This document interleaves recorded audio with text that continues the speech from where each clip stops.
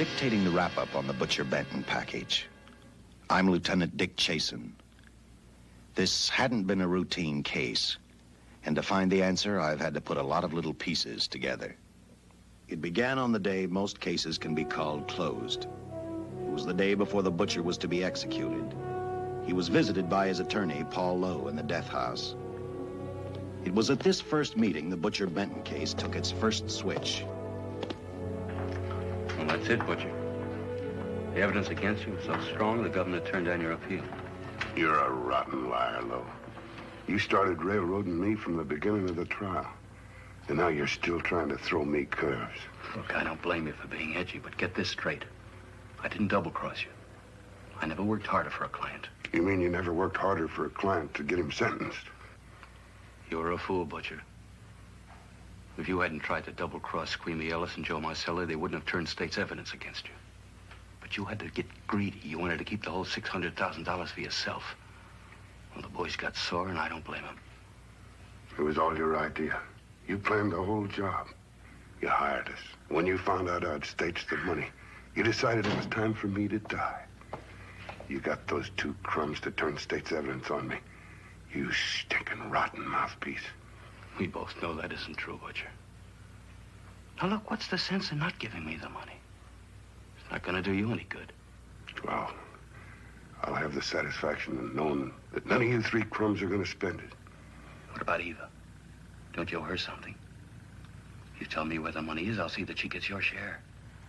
I've got a different idea. I'm going to kill you and Squeamy and Joe. Then I'll take care of Eva myself. You thick-headed ape, you're going to die tomorrow. Remember what I said. I'm going to get you, all three of you. Even for you, Butcher, that'd be quite a trick.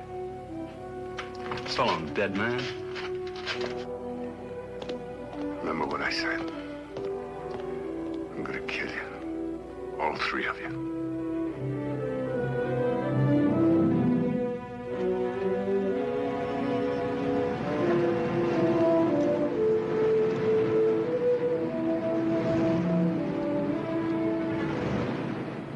Back in Los Angeles, two men sat in a bar room listening to a newscaster tell his headline story. He played up big the butcher's threat to kill Paul Lowe, Squeamy Ellis, and Joe Marcelli for their having turned state's evidence against him. Squeamy Ellis didn't seem happy over the butcher's threat. Neither did Joe Marcelli. But they had figured, once a dead man, always a dead man. But this was one time everyone was in for a surprise, including the entire police department.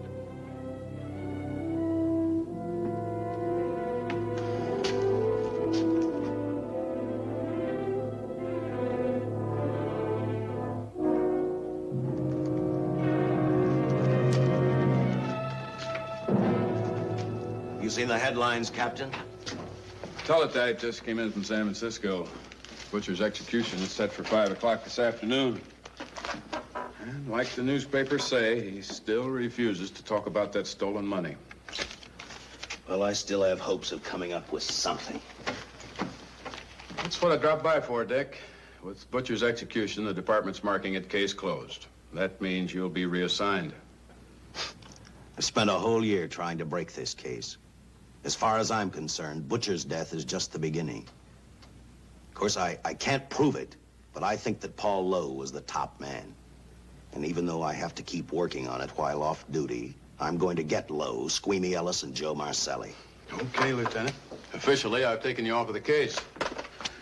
Unofficially, I wish you luck. Do me a favor. Keep me posted. Will do. Thanks, John.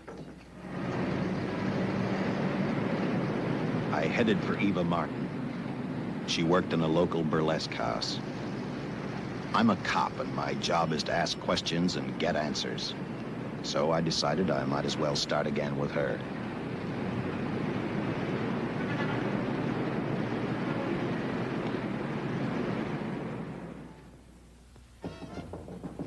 Come in.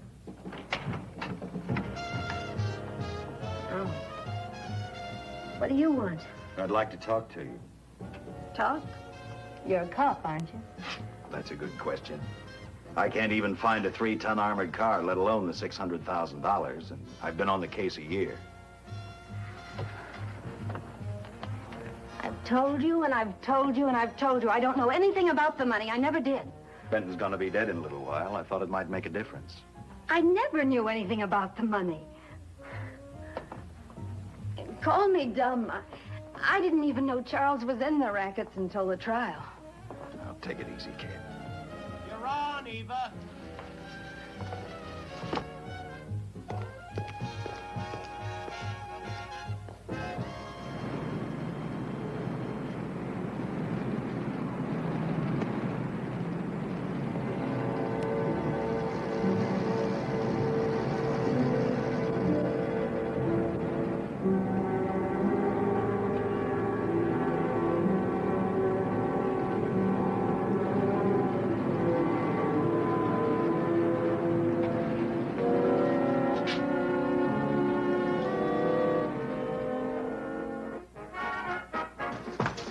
Honey, here's your wrap.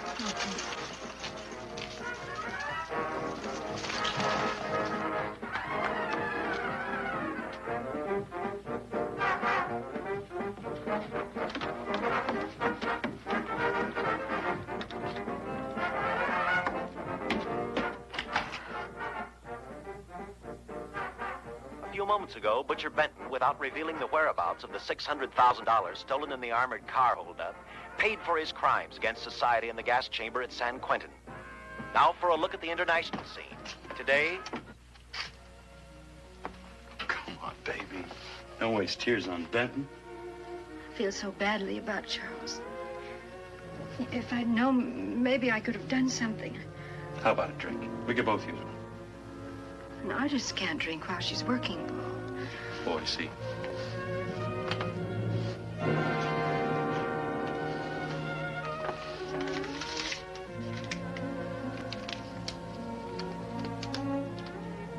What's that? Well, now what's the matter? It's a message from Charles.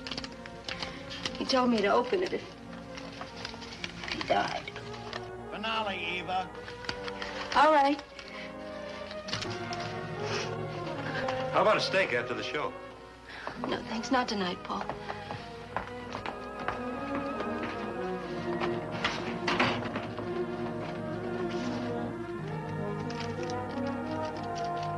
I didn't find out until much later, but Paul Lowe, in opening the letter the butcher had given Eva, found a map outlining a section of the city sewer system, and clearly identified was the spot where the butcher had hidden the stolen payroll. He replaced it with a $50 bill.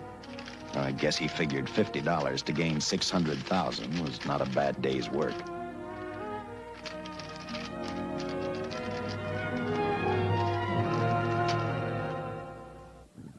And a few hundred miles away in San Francisco, the case took another switch, which turned the next 72 hours into one long, hideous nightmare. Dr. Bradshaw, a distinguished biochemist, was making preparations for a final experiment which he hoped would lead the way to a cure for cancer. He'd been successful with laboratory animals. The last step called for a human body. And Dr. Bradshaw's assistant quickly made a deal with a local mortuary and returned to the laboratory with the dead body of Butcher Benton.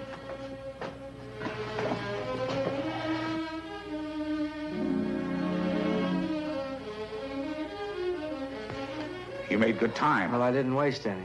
Any trouble? No, I just handed the money over and moved the body into your station wagon. That was that. Good. Get a syringe.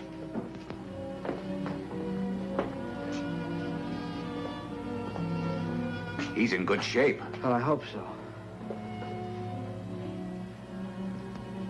We'll get other blood samples later. We'll run this one through fast. Right. Now wheel him into the machine and then raise him. Right.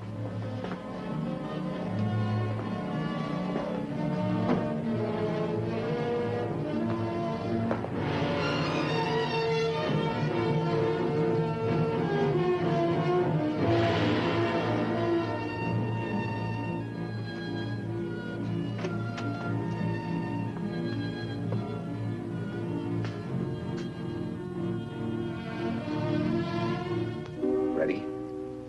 You mean you're going to give him 287,000 volts? Yes, yes. I'll get the fluoroscope set. We'll check with that before we start dissecting.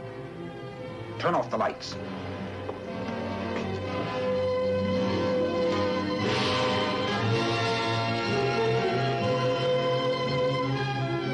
There you are, old boy.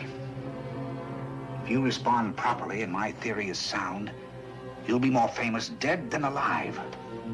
Throw the switch.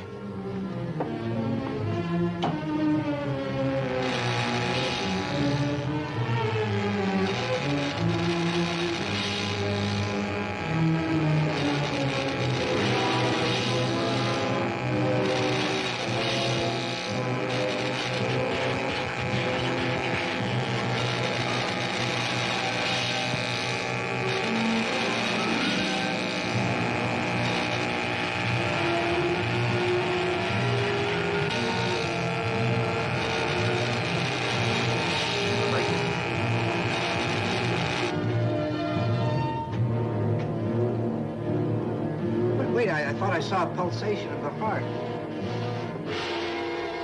You're right. Dr. Bradshaw is beginning to breathe.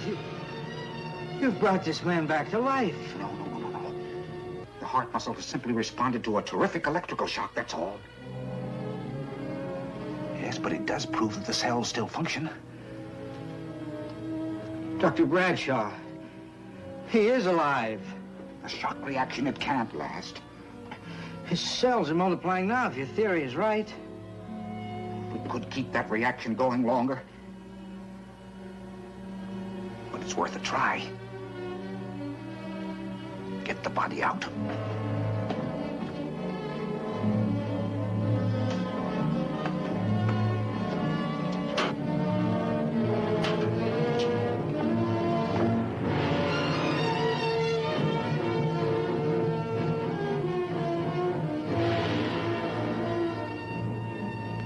Get some adrenaline from the supply room. Some amyl nitrite, too. Hurry, hurry.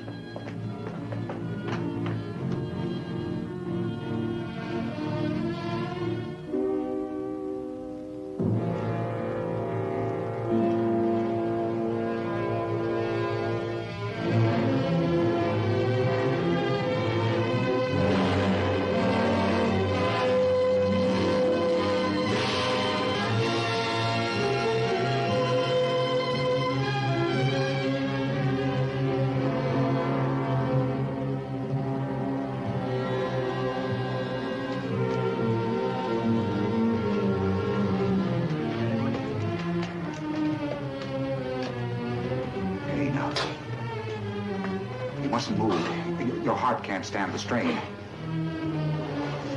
Now, you must lie still. Please, please. Easy now. Easy. Easy. You must lie. Easy, please. Oh!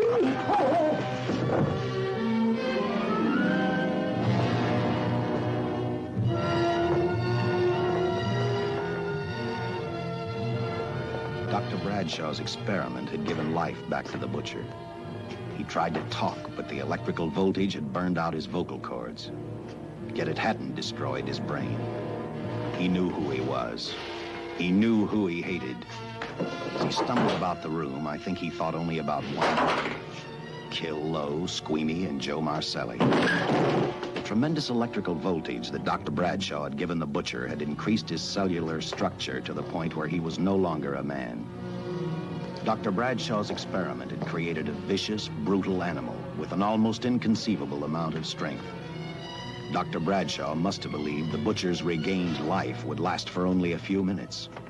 Therefore, instead of calling for help, the doctor decided to handle his creation alone. Now, easy, Benton. Just relax. I'm a doctor. I want to try to help you. Do you understand me? You're in my laboratory. The execution was carried out and you were declared dead.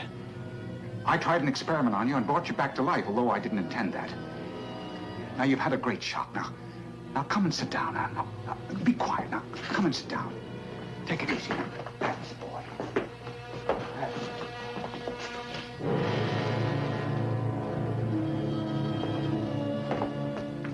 Careful. His reactions are violent. How do you explain this? Each cell must have multiplied 100 times, perhaps thousands. His strength is unbelievable. No, it's too late for the amyl nitrite. I want to get some blood samples, make some tests on him, find out what's happened. Get me a syringe.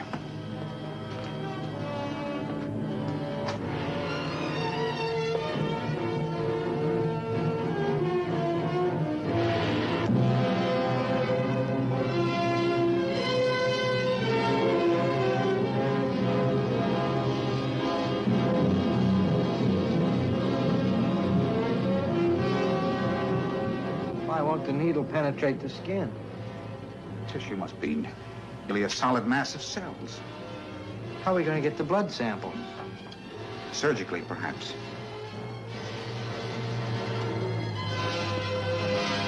Now, take it easy. You can't leave here now. I'm responsible for your being alive.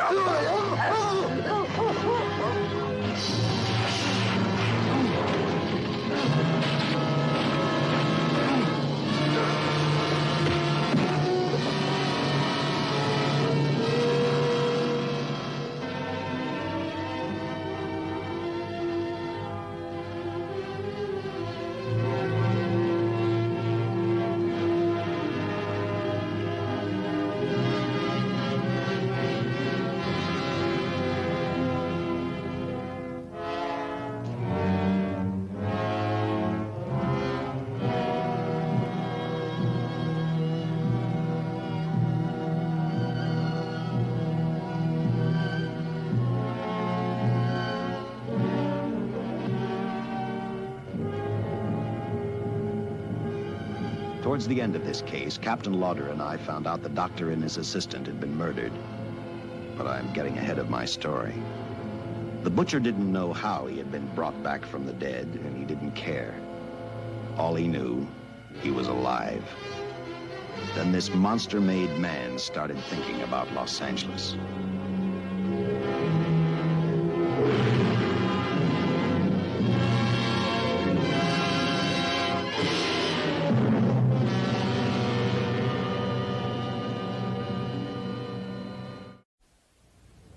On that very night back in Los Angeles, I decided to stop playing detective for a little while. I went to the burlesque house to ask Eva to have dinner with me. After all, the butcher was dead, and if I got lucky, sooner or later, I figured Paul Lowe would lead me to the stolen payroll. In a way, that possibility made me even feel better. It's not fair to watch the show from backstage. Next time, I'll pay admission. I take it by that remark you like my routine. Yeah, you're pretty good. What I can't figure out, though, is why you stay in a place like this. It shouldn't be hard for someone like you to get a job in a class spot.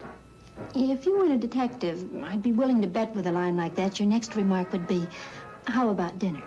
Well, not exactly dinner, but a hamburger might be a good idea. If you're asking in an official capacity, I can't say no. I'm off duty. For the past 6 months, all I've ever called you is Lieutenant Chasen. Do you have a first name? Dick. Give me 10 minutes for a quick change, because you just made yourself a date, Lieutenant. I mean, Dick.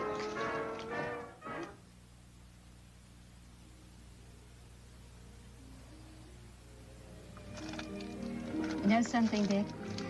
I haven't had hamburger in the front seat of an automobile with a guy in a lot of years. Well, from now on, we'll do it more often. It's funny. I always figured a policeman wasn't really a human being. I mean, unless he was arresting someone or trying to solve a case, he was unhappy. Shows you how wrong you are. In fact, everyone on the force gets fed up occasionally with the job they do. Maybe we're more human than anyone else. We see so much trouble, we get to hate the work. But as long as the world's filled with people, there'll have to be men who enforce the laws. What made you join the department? Now who's making with the questions? No, honest, I'd like to know. Well, it's really a very short story. When I got out of the Air Corps, I knocked around for a while. Well, I went to work for an oil company. One day, I went back to college on the GI Bill. just before graduation, I noticed all about the police department exams. It seemed a pretty good thing to do with your life, so I took the exams, passed, then went on from there. If I ask one more question, will you give me a straight answer? Try me. Am I still part of the Charles Benton investigation? I mean, right now. I don't think so. As far as the department's concerned, when Benton was executed, the case was marked closed. But inside of me, that's not good enough. I don't follow you. Well, the $600,000 is still missing. And a fast-talking underworld lawyer like Paul Lowe is walking around a free man. Someday, no matter how long it takes, I'll get him and the money. Until I do, the Benton case for me is not closed. I give you my word, Dick. Charles Benton never told me anything about the money. Oh, I've been sure of that for a long time. But how did you ever get mixed up with anyone like the butcher? As trouble ever started, it just happened. I had a roommate who used to date Benton all the time. One day she packed and left for Chicago. Benton carried a torch for her, and he used my shoulder to cry on. First thing I knew, we were having dinner together, and a few weeks later, I was labeled by the police as this #1 suspect and Benton's girl. But it was never like that. I made only one mistake. I felt sorry for him. You mean, until he was arrested for the robbery and the killing, you had no idea how he earned a living? I know this is going to sound crazy, but I only went out with Benton a couple of times. And all we ever talked about was Madge, my old roommate. The last time I saw him, he tried to get too friendly, and that's when I told him he had the wrong girl. But like I said, I'd already made my mistake. What about the burlesque house? How do you two fit together? You sound like a lot of other people. I left a small town a couple of years ago because I won a beauty contest, and the first prize was a screen test. Da, da, da, da, da. After which, nothing happened? That's right. Only, it was pretty rough. And then one day I read an ad about girls wanted for a burlesque show. I auditioned and I got the job. You know something? It's like any other job. If you're looking for trouble, you can find it even in a schoolroom. Well, when the screen test didn't work out, though, why didn't you go on home? Well, first you have to have a home to go back to. My folks are dead, so Los Angeles was as good as any place else. I don't know about you, but I do 8 shows a day, and at this hour I'm bushed. I know what you mean. Mind if I drive you home? No. And I'll tell you something else. I haven't minded anything about tonight. Not even the hamburger. I kept playing tag with Lowe. He made 4 telephone calls. 3 of them didn't interest me, but one did. The one to Joe Marcelli. I watched Joe head for his meeting with Lowe, and for some unknown reason, I began to get the feeling that this case was finally about to explode in my favor. You see what I mean? Well, look at that, will you? I seen him stagger on 2 legs, but he's doing it on 4. Shut up, you flea bag. Well, look who's calling names. At least I ain't a squealer, a stoolie. I warned you before. All right, Harry, that's enough. I'll take care of him. I want to talk to him. Okay, Mr. Lowe. With any future business you've got with this psycho, take care of it upstairs in your office. If he keeps showing around here, sooner or later he's going to get slugged, cripple or no cripple. All right, shut up, Joe. Sit down.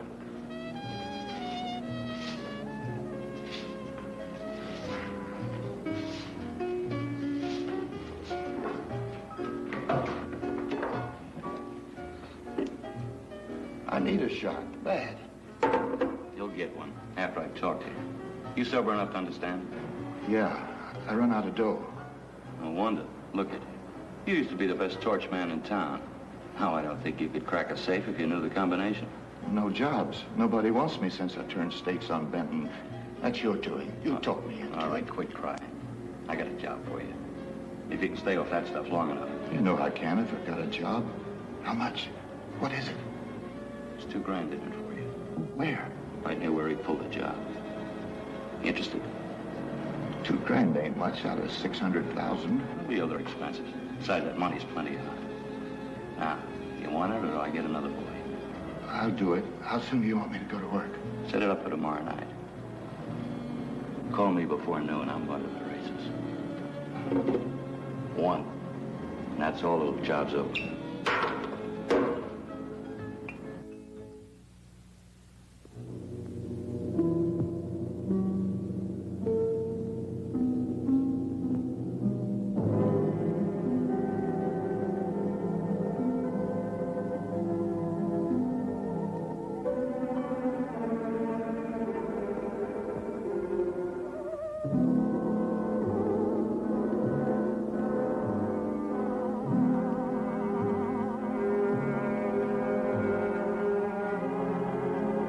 The butcher was walking slowly toward Los Angeles. He'd traveled through wooded hills to prevent being seen by anyone. Finally, he came to a quiet road. He stopped to get his bearings. And then he saw her, and he saw something else. An automobile. For the butcher, that rang a bell. With a car, he knew by the next afternoon he'd be in Los Angeles in plenty of time to catch up with the 3 men who had double-crossed him.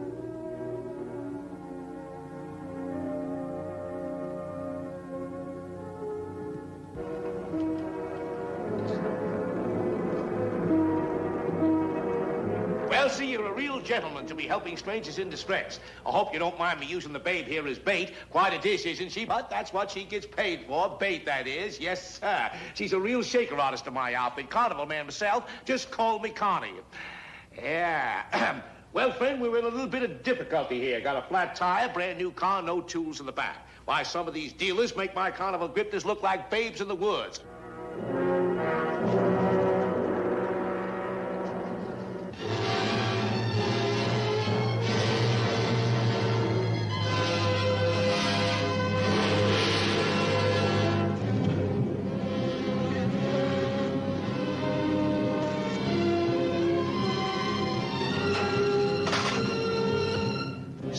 Holy. Say, who you with, friend? Let it down. Let it down. No matter who you with, friend, believe me, I can do better for both of us. I'll make a fortune for the both of us. Oh.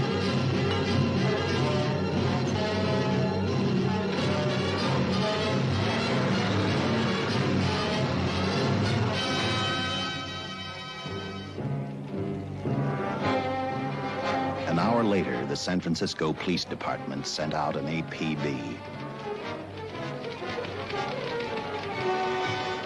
Squads were sent to various parts of the countryside.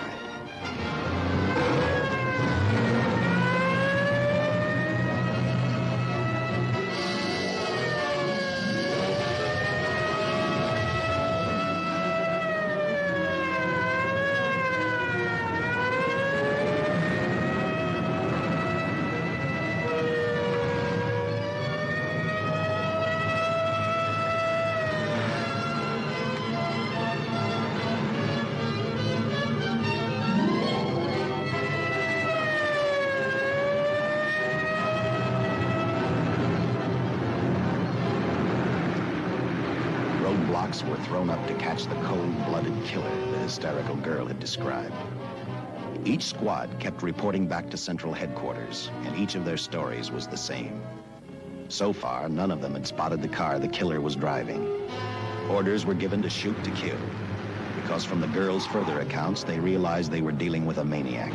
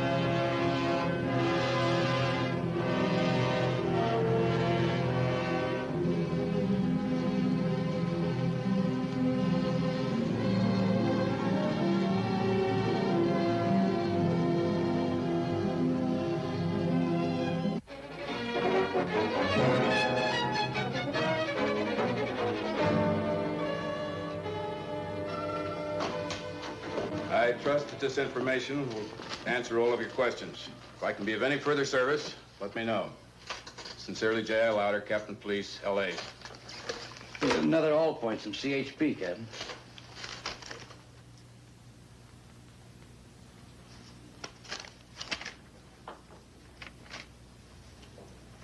These reports sound like they come from a bunch of loonies. You sure do. There it is. Sergeant. Yeah.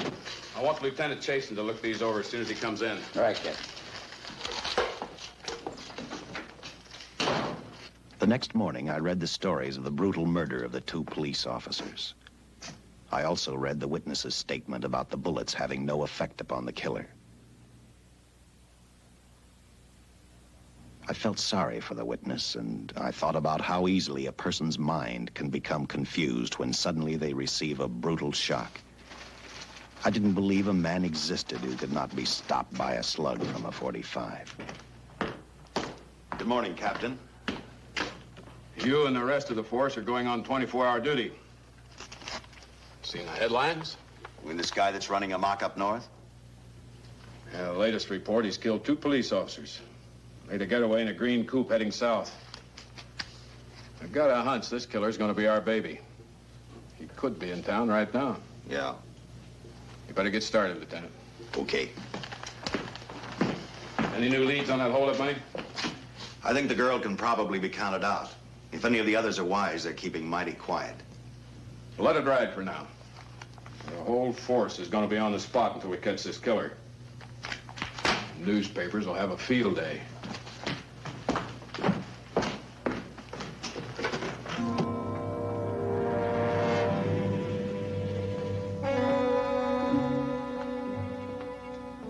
We were wrong about 2 things. The killer was already in our city, and we didn't know he was Butcher Benton. He headed straight for Eva Martin. He went to her dressing room to get back the map he had left in the envelope with her. He wanted first to check his money, then catch up with Lowe and the others.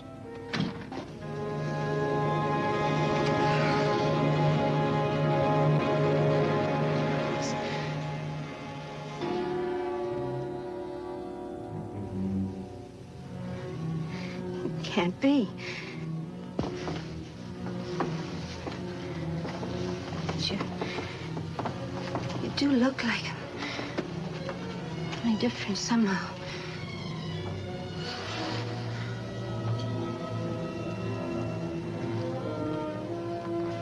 It is you. Why didn't somebody tell me? What's happened, Charles? Those look like bullet holes. Are they?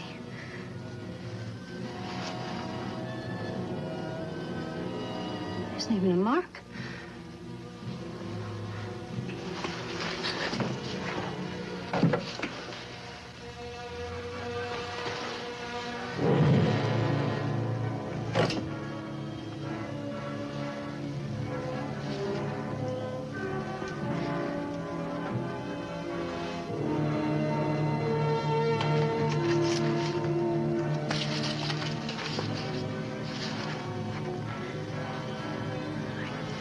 I opened it like you told me. I found the $50. I didn't know why you left him. Oh, Paul didn't know why he was here.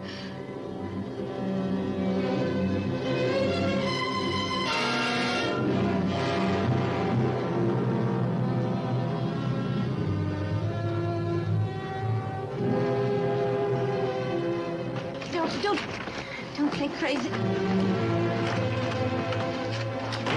The name of Paul triggered his hate. He left her dressing room and started for Squeamy Ellis and Joe Marcelli's place. Because he knew, with them out of the way, Paul Lowe couldn't open the strongbox where the money was hidden. He thought of Squeamy and Joe first.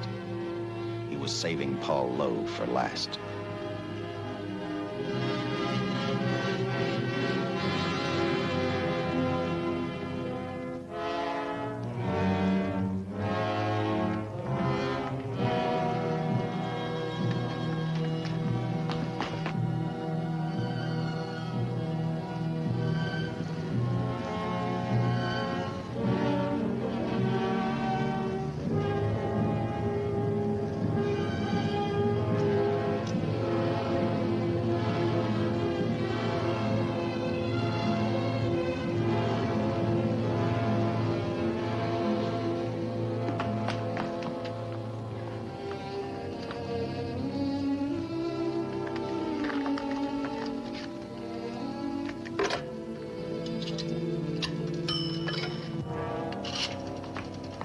Eva, can I borrow your eyebrow pencil?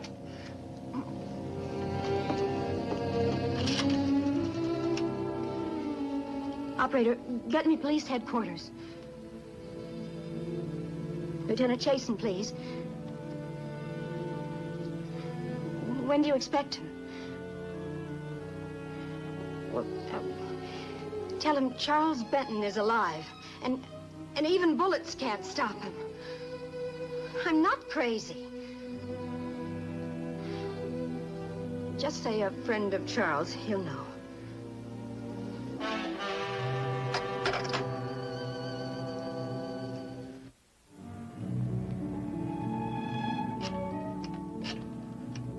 After leaving a message for me, Eva telephoned Squeamy Ellis.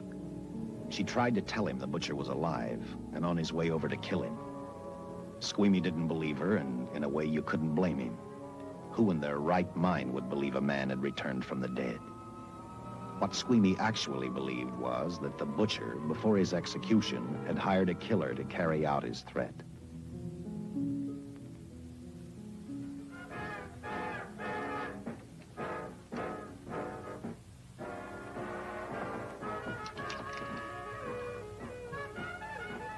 You sick? What? You don't look so good to me. 10 minutes, Eva. All right. Say, Eva, I could take over the matinee trick for you. What? It's easy. Look, Eva, I can do it. Scabba-doo-doo-doo. Oh, Francine, I just thought of something. Yeah? Eva agreed to let Francine do the show. She hoped she'd be able to interrupt the butcher before he arrived at Squeamy's hotel. Or, failing that, at least be able to warn him to stay out of sight. You wanted me, Captain? Yeah, I just had a rundown on those fingerprints of the stolen car up north. We got nothing on the driver who was killed or the woman with him. Take a good look at these. There's something funny about these. Yeah. The boys in the lab can't figure it out either. Those are the killers. They were found on the steering wheel. Looked like they'd been stamped in with a steel die. They sure do. These are Butcher Benton's. What? Well, they look the same to me. How do the lab boys explain that? They don't. Their best guess is a twin brother. An identical twin could have the same pattern of whorls with only slight variations. Ever hear of the butcher having a twin brother? No. Even if he did, it wouldn't explain these freak prints. You didn't pick up your message, Lieutenant. Some wacky dame calls you. And she says Charles Benton is alive, and bullets won't stop him. If we buy the twin theory... Who was she? Where'd she see him? Well, she wouldn't leave her name. Sounded kind of hysterical to me. Said she was a friend of the butcher's. Eva Martin. Get over at the Follies and see what that girl knows. Yeah. Some guys have all the luck. I never drew an assignment to the Follies.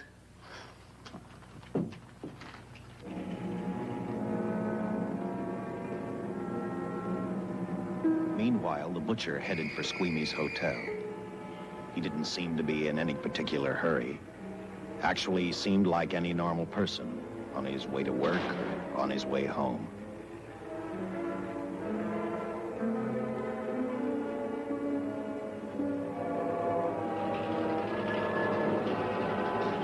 He rode up Angel's Flight, arrived at the top, scanned the hotel building, and then noticed the only exit from Squeamy's apartment, a fire escape.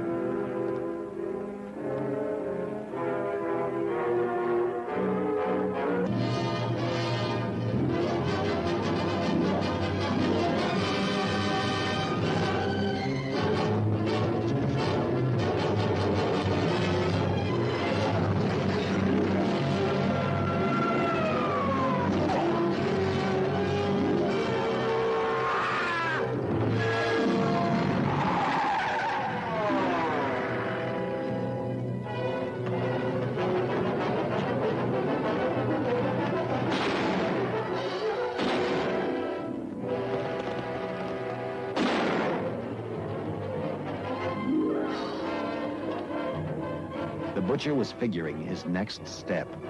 And as he looked at the dead cop, he thought about Paul Lowe, the next man on his list. Seen Joe Marcelli? Not since last night when I told him I didn't want him around here no more. Give me a shot.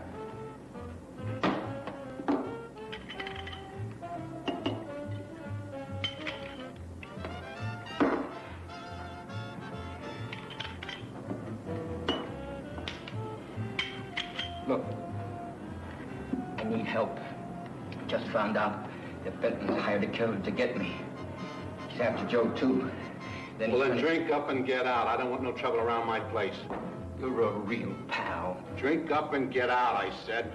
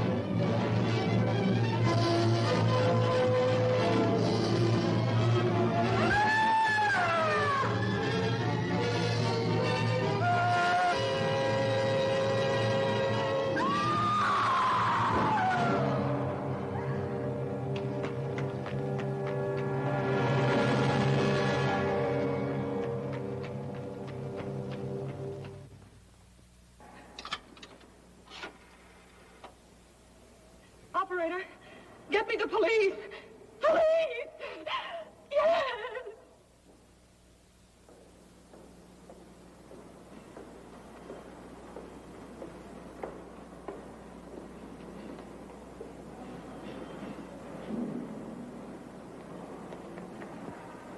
What's happened? A guy named Squeamy got thrown from the 5th floor. He's deader than a mackerel. Customer of mine. You mean Squeamy Ellis? Yeah, that's it. Just Squeamy. No one else was killed. Ain't one enough?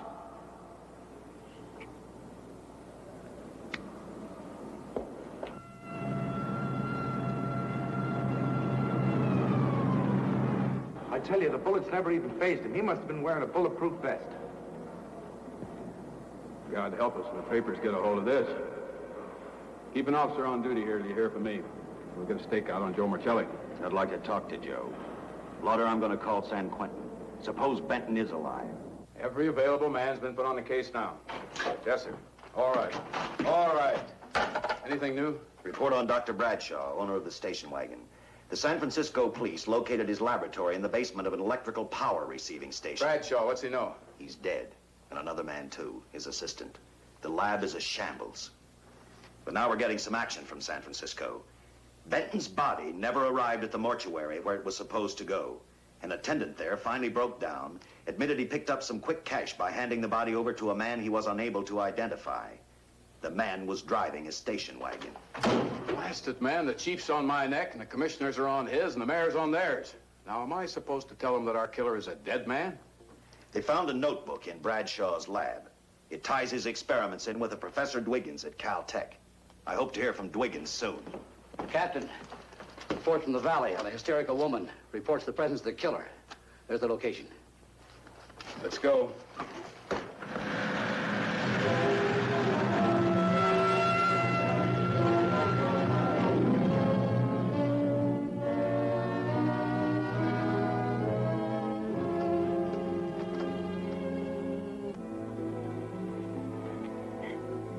You and your boyfriend had a little fight, and he got out of the car to take a walk. You noticed that he walked down toward the sump area in the direction where you'd seen those lights a short while before. What happened then, miss? Please try to tell us. Well, I just sat there a few minutes, I guess. I was pretty mad. Then there was a loud crash, like heavy metal, sort of, from down here. I got out of the car to get a better look. I heard Jimmy cry out something. I couldn't make out the words. Then down here, in a patch of light, was Jimmy. And coming toward him was this man. Big man. Lifted Jimmy up over his head like he didn't weigh a thing. Jimmy screamed. Just once, before he broke Jimmy's back. I heard it snap, not far away. Then I started running till I found this house. They let me use the phone. Thank you, mate. We'll see that you get home right now. O'Malley, see that the young lady gets home all right. Paul Lowe, while driving to his office, heard a radio commentator report the murder of Joe Marcelli. And what shocked him most was when the broadcast identified the killer as possibly being the butcher. Lowe headed straight for Eva Martin at the Burlesque Theater. Oh, you gave me a start, Mr. Lowe. What are you doing here? Where's Eva? Oh, I'm taking her place. I'm going to wear her costumes. What's it to you? I asked you, where's Eva? Hey, don't get physical. Well, watch your tone of voice, Buster. I told you. Little Eva isn't here. I could see that for myself. Where is she? She's at police headquarters. That's where she is. Yes, sir. No, sir. Captain Lauder's still with the mayor. The killer dropped out of sight. He was last seen in the Hollywood area.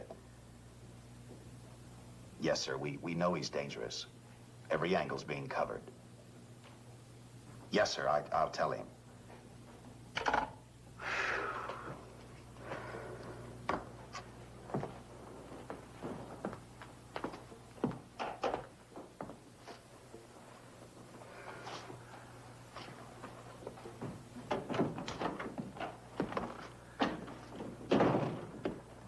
Here, see how these fit. Low heels. I'm sorry. It's the best our wardrobe department can afford. Any idea how soon the captain will be back? Now, look, I'm going to see the captain. I'll have to wait here all night. Paul. Paul, Charles killed Squeamy and Joe. Joe, too? Benton? He's alive. I saw him, but nobody will believe me. I'm checking it. My guess is whoever killed them is on the trail of the money, Lowe. Now, maybe you better start talking if you know anything about it. I don't know anything. Did the butcher have a brother? No brother. It was Charles. I saw the tattoo on his arm. Look, I demand police protection. Where's the money, Lowe? You heard me. I demand protection. I know my rights. We put stakeouts on your office and home. Well, that's not enough. It's enough as far as we're concerned.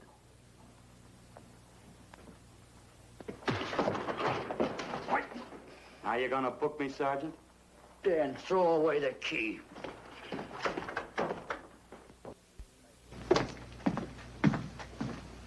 Thank you. Come up with anything yet, Dick? Oh, we've checked every hotel, motel, and rooming house in town. We've run a cross-check on every hangout Butcher ever used. Net results, blank. This is incredible. We not only discover a dead man turned killer, but it's beginning to look like he plays ghost, too. He's somewhere in this city, and if we have to take it apart brick by brick, we've got to get him. I may be way off, but I think Paul Lowe could tell us a lot. Maybe, but it's a cinch he's not going to. Well, suppose he had no alternative. You better grab some coffee. Your mind's beginning to play tricks on you. No, now, wait a minute. When Lowe came to us for police protection, it was because he was scared stiff the Butcher would add him to the list of Squeamy Ellis and Joe Marcelli. Go on. It figures, too. When he slugged the sergeant, he knew we'd book him right away. Oh, this Lowe's a pretty cute character. But we can play the same game. You mean we'll threaten to release him? Well, not exactly.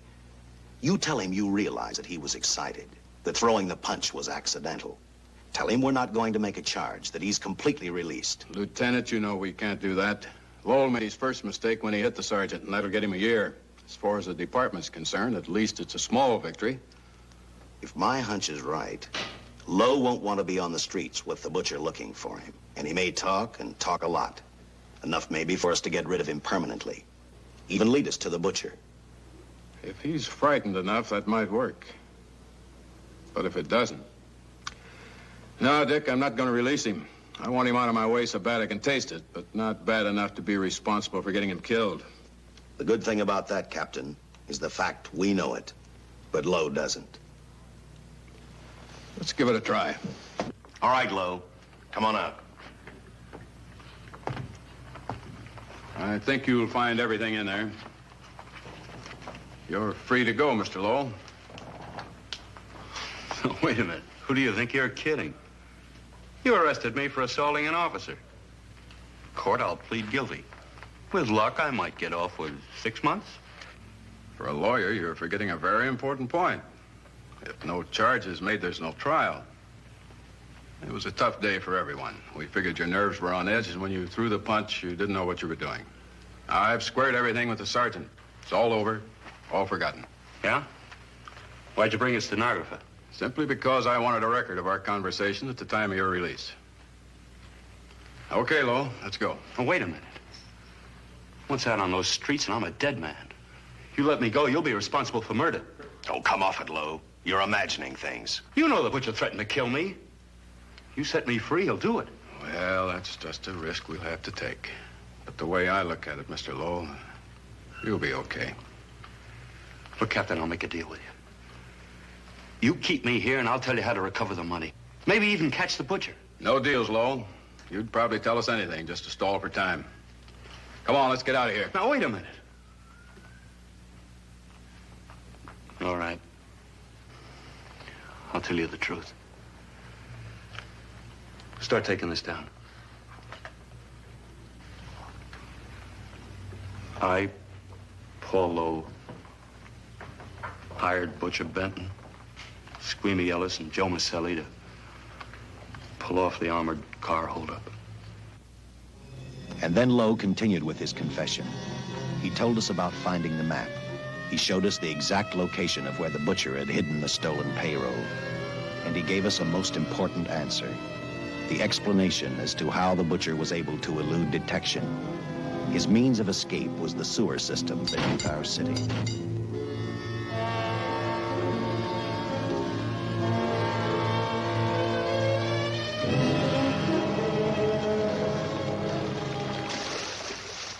The department went to work fast. Every police squad in the city was detailed to cover a specific area. Every entrance and exit to the Los Angeles city sewer system of 700 miles was covered.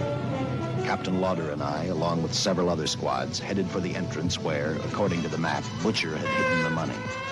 Our job was to stop him, and that made me think of one specific question. When we found him, could this monster be stopped? I, for one, wasn't shooting.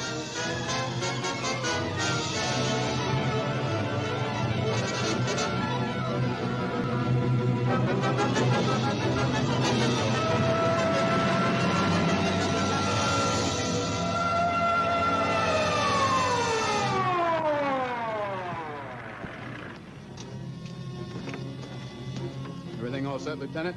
City engineers mapped out each possible exit. A squad of officers are spotted at every point. If the butcher can be caught, now's the time. Well, after I talked to Caltech, I called on the fire department for a little help. The professors thought a flamethrower might stop him. Flamethrower? I suppose their boys have had a chance to join our squads by now. See, we have one with us here. Have you thought about what'll happen if this doesn't work? No. I've been praying too hard that it will work.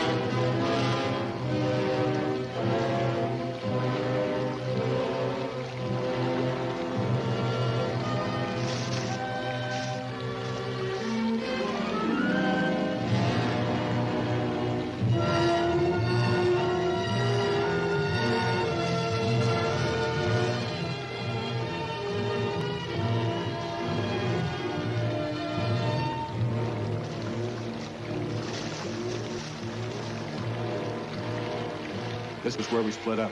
I'll go straight ahead.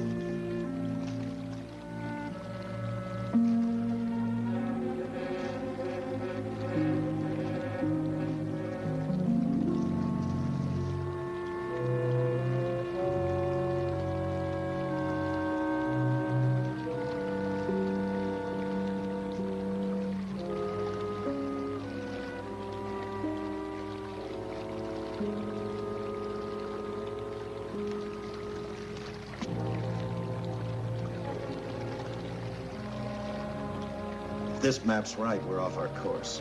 We'll have to backtrack.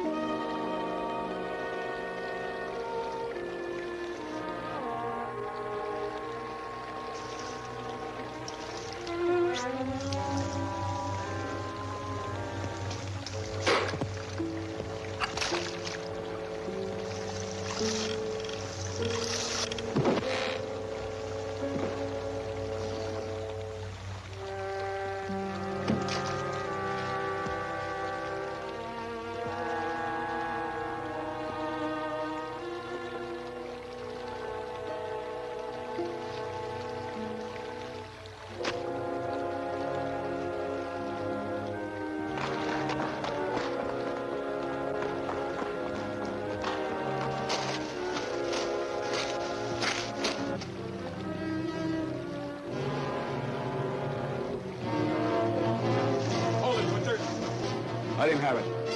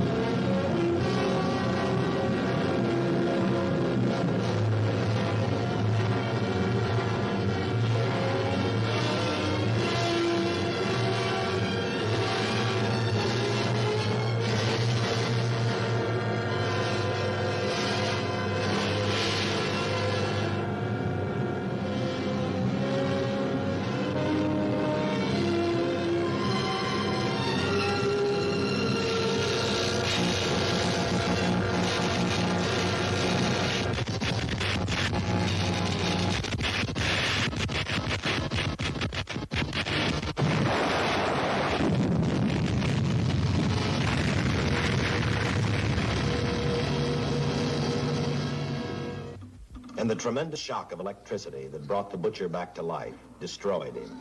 The $600,000 stolen in the armored truck robbery has been recovered. Case closed.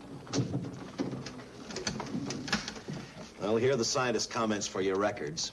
I had to fill in a few spots with my own guesses, but I guess that's about the size of it. Did you get any sleep? Oh, some. Not much. How's the girl today? Well, I called the hospital about an hour ago. She'd gone. Gone? Where? Well, she told them she was a working girl and that she'd been away from the job too long already. Quite a girl. Yeah. Say, how about that time off I've got coming? 48 hours, beginning right now. Get some rest, Dick.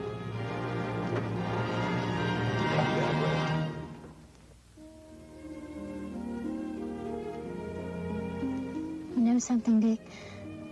The past 72 hours seem like a bad dream. That rest in the hospital today really gave me a new lease on life. Now that it's over, I can't believe it actually happened. The important thing is to remember it is all over. I suppose you'll be assigned to another case. I'll have to give up hamburgers in the front seat of the car for steaks in a restaurant. No. I've thought about that. In fact, I decided to do something about it. I started by talking the captain into a short holiday, and just about an hour ago, I got you fired. What? What did you do that for? I figured that being my wife would take up all of your time. Even if I wanted to say no, I couldn't. You're not supposed to say no to a detective. I figured that, too.